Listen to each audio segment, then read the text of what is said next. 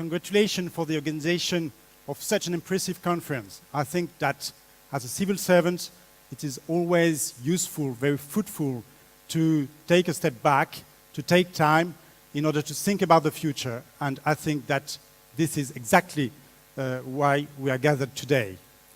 So, first of all, I would like to thank the Latvian National School of Administration and the State Chancellery for having invited me to this conference. It is a great pleasure and a great honor to be among you in order to talk about Europe. If you allow me, I would also like, as a kind of disclaimer, to emphasize that I do not intervene either on behalf of the European Investment Bank or on behalf of the French authorities. I'm a lecturer, and it is much more comfortable for me to intervene in such a capacity. Last time I came to Riga, it was 4 years ago. I was at that time head of cabinet of the French minister in charge of European affairs, and it was in the course of the preparation of the Latvian presidency of the Council of the European Union. And I must say that during your presidency, you achieved a lot. The European Fund for Strategic Investment, in order to boost the economy, to foster investment, the implementation of the Energy Union, to provide consumers with secure, sustainable, and affordable energy, and to encourage investment. The progress made in the completion of the digital agenda, the Eastern Partnership Summit, the significant efforts devoted to preparing a political response to the tragedies in the Mediterranean seas that resulted in thousands of deaths of refugees. And of course, I do not forget your solidarity and friendship after the terrorist attacks in Paris, and the job you've done to strengthen measures to fight against terrorism.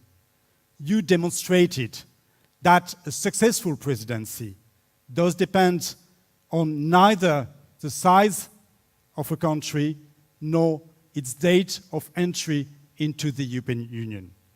The two factors of success are the commitment of the political authorities and the efficiency of the public administration. Today, our meeting also shows that Europe is part of our day-to-day life as civil servants. We need to take into account the European dimension of all the issues we are dealing with when we are trying to design the future. Of course, in-depth reflection on the future of Europe have been underway for some time in a range of formats. The debate became more focused in the aftermath of the UK referendum of June 2016, when the other 27 leaders decided to explore the causes and consequences of the Brexit and to elaborate a common agenda for the future. The Rome Declaration, adopted on the 25th of March 2017, expressed a vision for the next 10 years. It is our common agenda. It is our vision. We share it among all the 27 member states. It is organized around a safe and secure Europe, a prosperous and sustainable Europe, a social Europe, and a stronger Europe on the global scene. The President of the French Republic, Emmanuel Macron, provided also a fundamental and comprehensive vision of the future of Europe in his address last year in Sorbonne on 26 September 2017. His ambition is to rebuild a sovereign, united, and democratic Europe. He recognized that the Europe as it is today is too weak, is too slow, is sometimes too inefficient. But at the same time, he also emphasized that Europe is the only possible answer to take up the challenges we face. And those challenges are quite numerous, important for our future and the future of our children. From climate change to digital transition, migration and terrorism, global issues to which our countries can only offer limited responses if they try to answer alone. 1 year later, the question of the future of Europe is even more important because we are just starting the discussions on the next multi-annual financial framework for the 2021-2027 period. And the question of the budget and the question of the future of Europe are, of course, linked.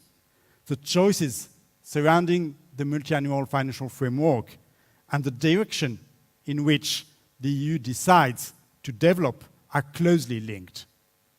So please allow me to pick up a few points in relation with some key policy areas, such as security and defense, migration policy, economic and monetary union, the social dimension of Europe as well, and of course, the next multi-annual financial framework. Where does the future of Europe debate stands? First, security and defense. It is the most basic and universal of rights to feel safe and secure. You know that more than anybody else. In a world where geopolitical instability in our neighborhood is increasing, in a world where the disengagement of the United States is gradual but unavoidable, the European Union needs to take greater responsibility for defending and protecting its citizens, our values, our way of life. The European Union cannot substitute member states' efforts in defense, for sure. And the European Union should not compete with the NATO. But the European Union can encourage collaboration in developing the technologies and equipment needed to address common defense and security challenges. With the permanent structured cooperation, with the European Defence Fund, with the European Initiative of Intervention to be launched by the end of this month, we are making considerable progress. The aim is to ensure our strategic autonomy. Security is also a top priority. Over recent years, security threats have evolved. They know no borders and are becoming increasingly international. The complex nature of these challenges is such that no member state can or should be made to meet them on its own. Member states have already worked together to ensure an effective response to the diversified security threats, including new forms of terrorist attacks, radicalization, new types of organized crime, cybersecurity threats, hybrid threats, which are increasing as well. We need to step up the work underway to fight against the financing of terrorism and terrorism propaganda online. The second challenge I would like to raise is, of course, the question of migration and border management. The migration crisis is not really a crisis. It will remain a challenge for decades. Once again, the answer has to be found at the European level. We do need a future-proof EU migration and asylum policy. We need to develop more efficient search and rescue capacities to save lives at sea. We need to take in those eligible for asylum decently and truly integrate them. we need, at the same time, to ensure an effective and human return policy for migrants who do not have the right to stay. We need to provide a coordinated response to crises no single member state can deal with alone. And finally, it is crucial to make the best use of our external policy instruments, especially our development policy, to address the root causes of migration in non-EU countries. The effective protection of our external borders is a prerequisite for ensuring more effective migration management and a high level of internal security, while, of course, safeguarding the principle of free movement of persons. But let us face the truth. Even if the truth is a bit gloomy, we are very far from that point. What happened in the Mediterranean Sea the last few days, and also what happened, or more precisely, what did not happen in the last Justice and Home Affairs Council, should be seen as wake-up calls. There is a need for strong political impulse to overcome diverging opinions among member states. The third challenge I would like to mention is the question of the deepening of the economic and monetary union. The financial and sovereign debt crisis highlighted a number of weaknesses. The framework was therefore enhanced with 8 new EU regulations or directives, 2 intergovernmental treaties, and common prudential rules to prevent banking crises and manage them. The banking union is a crucial objective in order to protect citizens' saving on a pan-European basis and in order to reduce the exposure of individual member states. Together with the strengthening of the European Stability Mechanism, it is the main priority on the agenda. Discussions are also focused on how to further integrate frameworks for the financial sector, budgetary matters, and economic policy, as well as adding greater democratic legitimacy and accountability in the process. In his address at the Sorbonne last year, President Macron recalled that being part of the Eurozone is being at the very heart of the integrated Europe. He designed a long-term economic and political strategy to make the Eurozone stronger, more efficient, and inclusive, so to ensure we will be able to compete with China and the United States and to create jobs. To do so, there is a need to set up a fiscal capacity with a finance minister. That is a strong belief of the French president. France and Germany, as you know, are working hard to design a common approach. There will be a Franco-German Council of Ministers next week, and the issue will be discussed at the Eurozone Summit by the end of the month.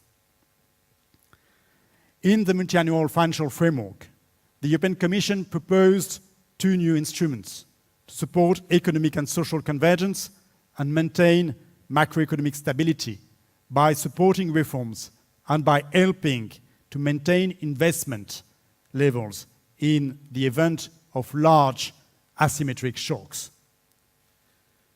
One final word on the challenge of the negotiation of the multi-annual financial framework.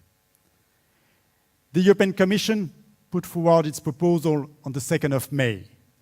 Increase of 5% of the budget, huge cuts on cohesion, minus 10%, and common agricultural policy, minus 15%. Significant reinforcement in some areas, such as research, innovation, digital agenda, youth, migration and borders, security, and external actions. I know very well how unhappy Latvia is with the European Commission's proposal, especially regarding cohesion policy. France is also not very happy with those proposals in the field of the common agricultural policy and made clear that it won't be acceptable for us. The square will be difficult to circle. Each of the member states has national interest, and at the same time, we are supposed to serve the common interest of the European Union as a whole. These negotiations are, of course, about figures. These negotiations are, of course, about the design of the different policies. But those negotiations are most of all about our future. We have challenging times in front of us. We need to act together to build a stronger Europe. This stronger Europe will allow greater forms of differentiation. We shouldn't be afraid. The Rome Declaration envisaged the possibility of member states integrating at different speeds and with different intensities. But it has to be by moving all in the same direction. That means that no member states must be excluded from this process. But at the same time, no country must be able to block those wanting to make faster progress or forge further ahead. We need to speak to each other, to respect each other. But at the end of the game, we need to continue speaking with one voice, even though we speak many different languages. Otherwise, we will not sit at the table where decisions are made. Europe is not perfect and will never be complete. It is an ongoing process to serve the citizens of Europe. But one thing is sure, nobody will do for us what we won't do for ourselves. Being European is a reason to be proud. That's, in fact, what I wanted to share with you today. Thank you very much.